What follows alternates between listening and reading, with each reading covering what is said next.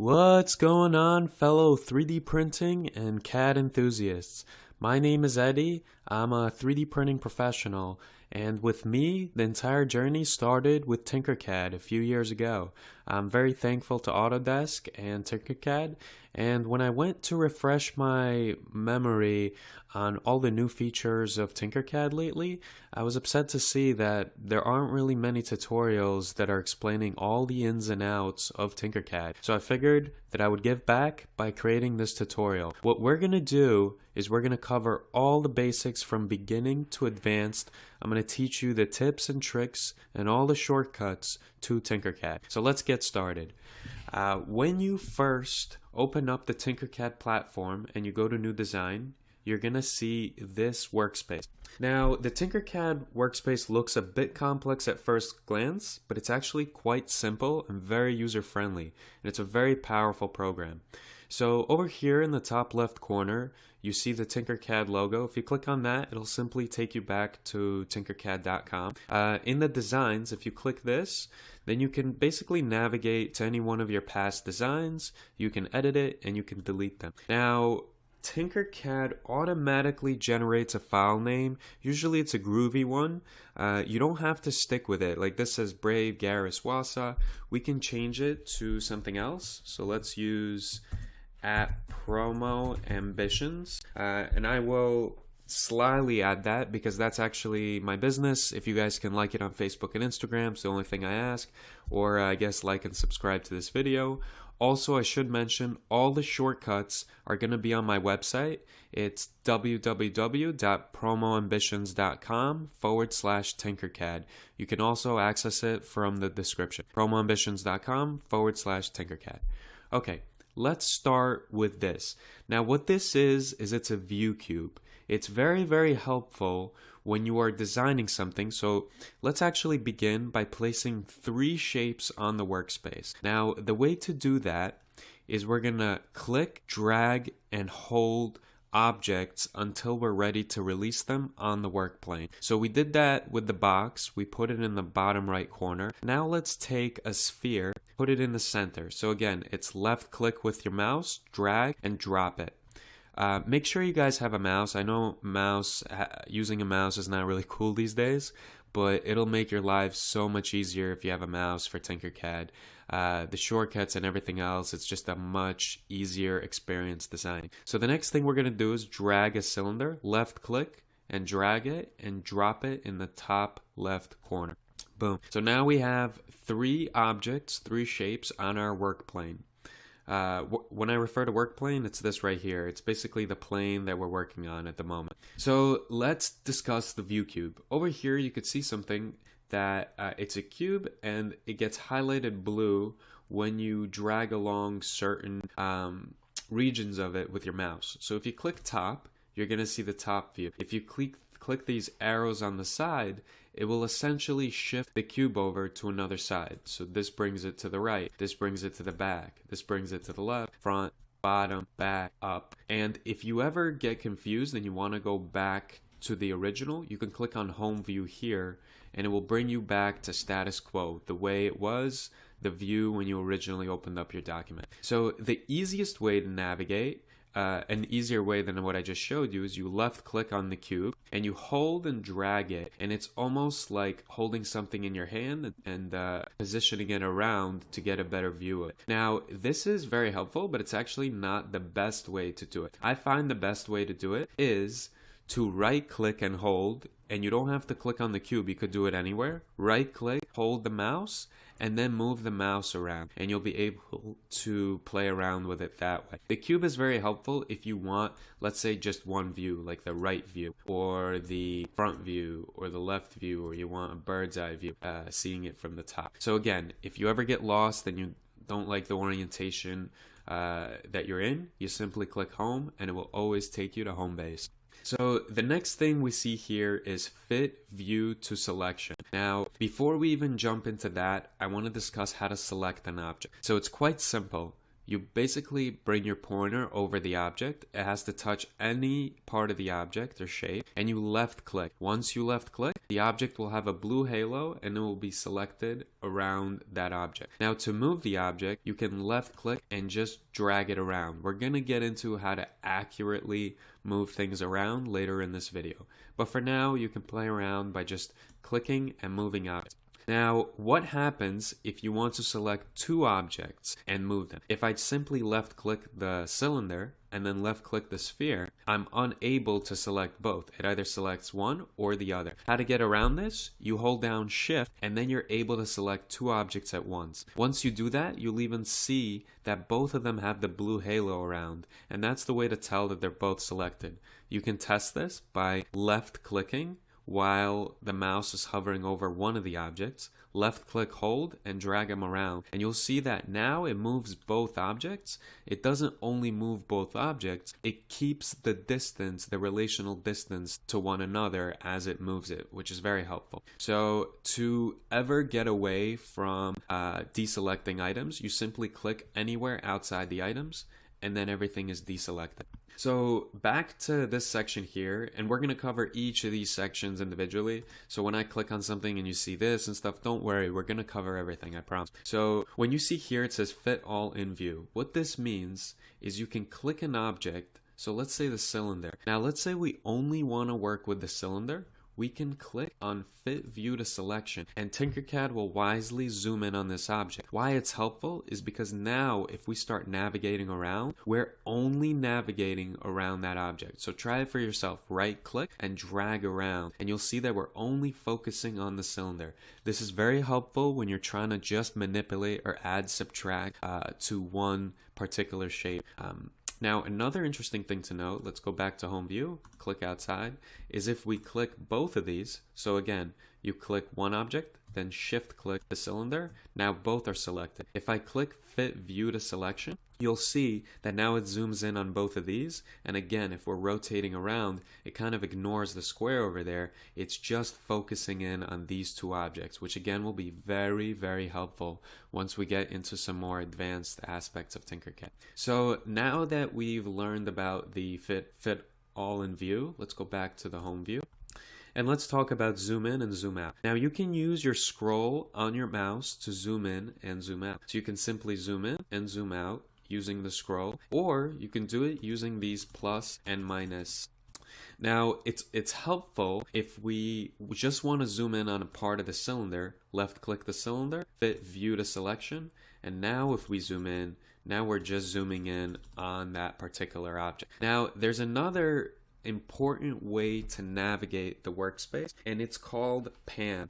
Now to pan is you can think of it almost as a bird flying over and hovering around an object, or almost like a drone flying over at the same height. So I'll show you what I mean. So let's discuss how to use pan. One way to do it is you can right click your mouse and click shift at the same time. So shift on the keyboard and then right click your mouse and then drag around. And you will see that instead of just right clicking and moving your mouse where it's rotating the view, you're actually panning. So shift plus right click equals pan. Why this is helpful is because, as we saw before, if we're trying to zoom in and out, it's just locked in on the center mostly. But this way, we can zoom in on the sphere, and then we can shift right click and come over here to the cylinder and then scroll in and out on it as well. So it's helpful in that sense too. So panning will definitely prove to be useful.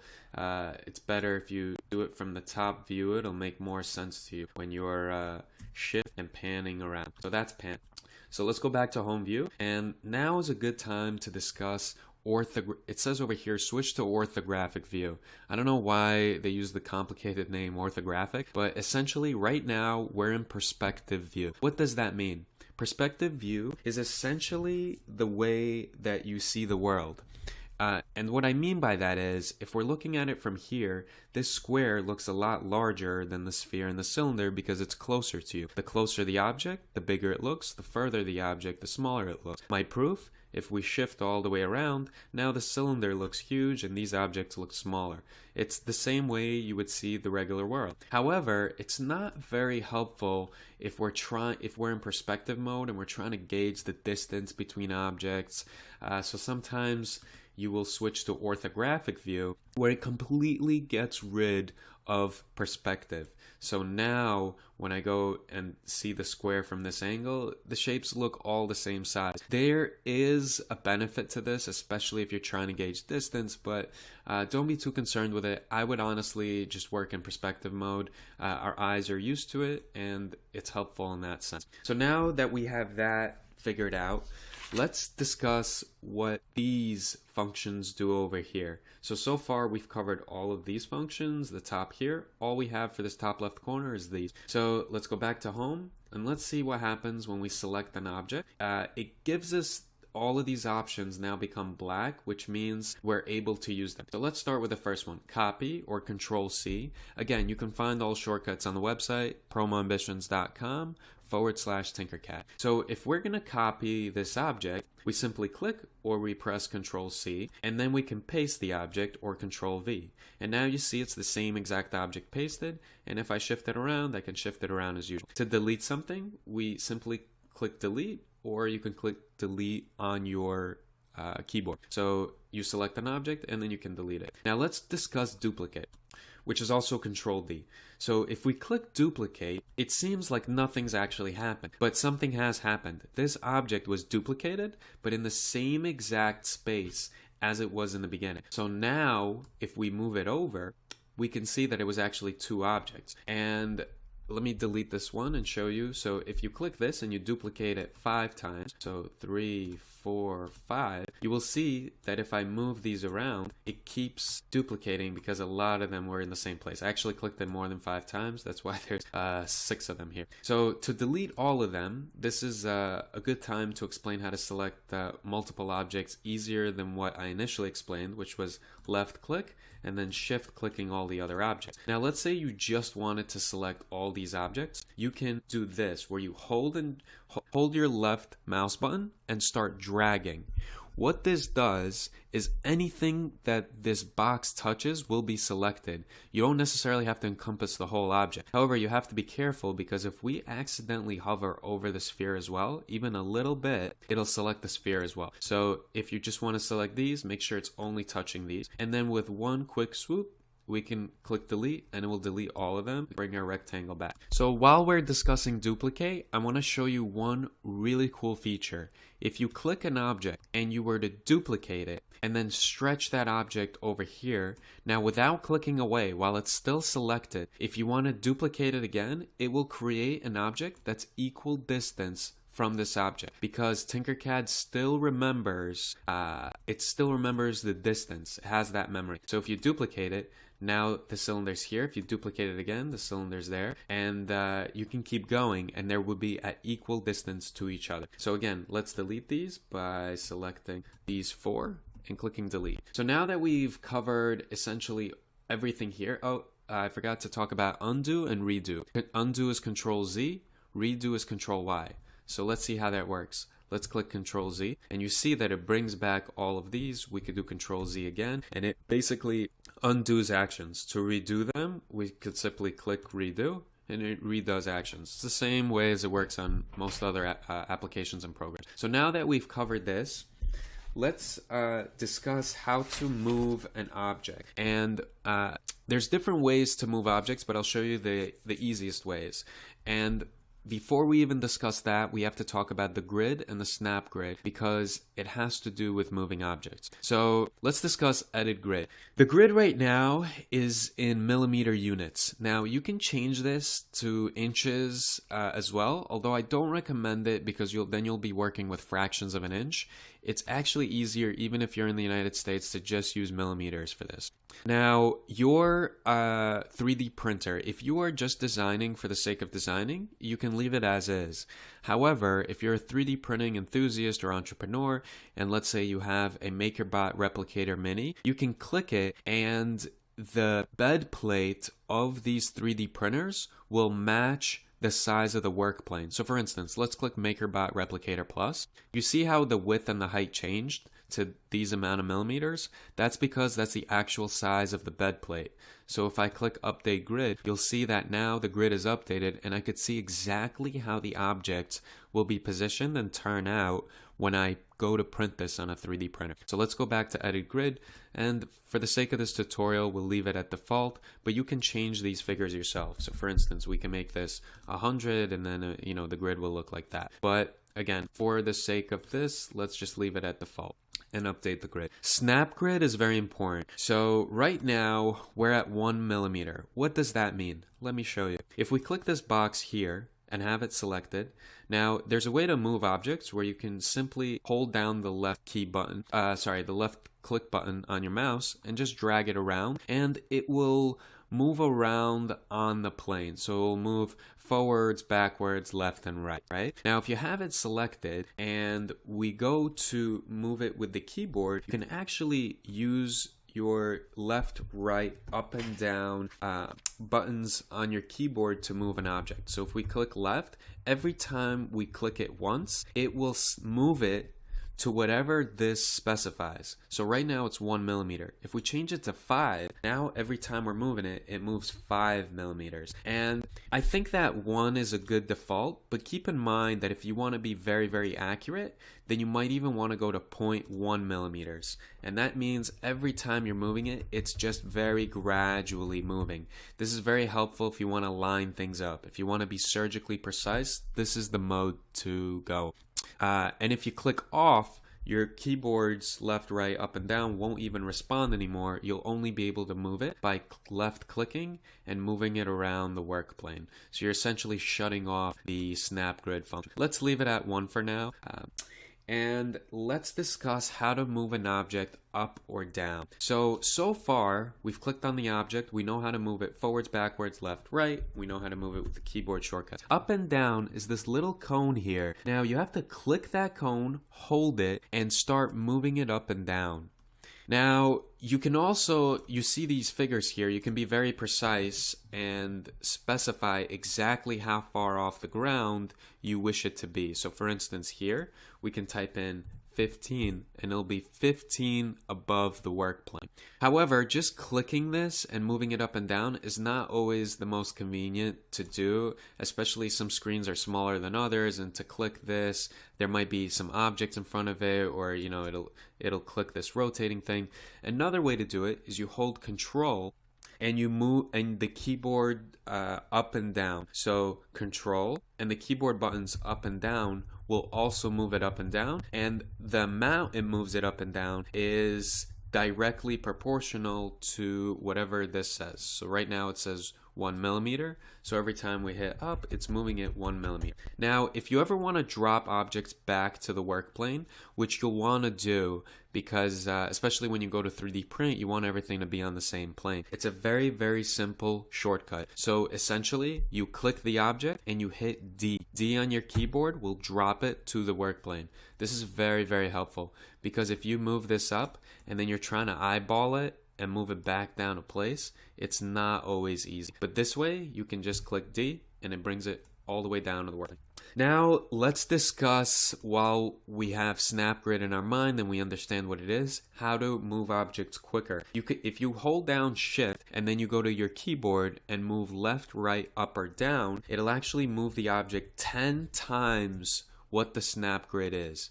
So if we change the snap grid to 2, let's say, and it's moving at 2 millimeters, if I do Shift and move it to the right, it's moving much quicker. It's just a quick shortcut. I mean, you're not going to need it much, but I figured I would include it in there. And again, the shortcuts you can find on my website. So one other important way I want to discuss to move things is if let's say you wanted to line this up to the circle and you wanted to move this box closer to the circle, if you try to do it with your mouse, it's going to shift around a bit. However, if you hold down shift and then you left click and drag objects, it will be relatively in a straight line. So even if you move it left to right, it still remains in a straight line. So I would play around with that feature because it is going to be helpful. Hold down shift, left click, and move objects around. So I appreciate you guys being patient, and if you know Tinkercad a bit, this might have been a bit mundane, but in the next video we're going to jump into scaling objects, manipulating objects, doing some more advanced movements with it. And the nice thing about Tinkercad is if you have a bit of patience and you get relatively good at it, you can make some amazing things. It's definitely a powerful tool. And also Autodesk, who now owns Tinkercad, they're also the builders of Fusion 360. So once you get good at a program like Tinkercad, you can progress to the other more advanced programs and you can really do some nifty things there. I hope you guys enjoyed it. If you did, please like and subscribe to the video. I'm going to be putting out a whole series of these and I'll try to keep my word and create basically a complete guide to Tinkercad using all the keyboard shortcuts and all the tricks to help you have a very user-friendly experience and an easy and smooth time creating. I appreciate you guys watching this, and yeah, like and subscribe the video and catch the next one.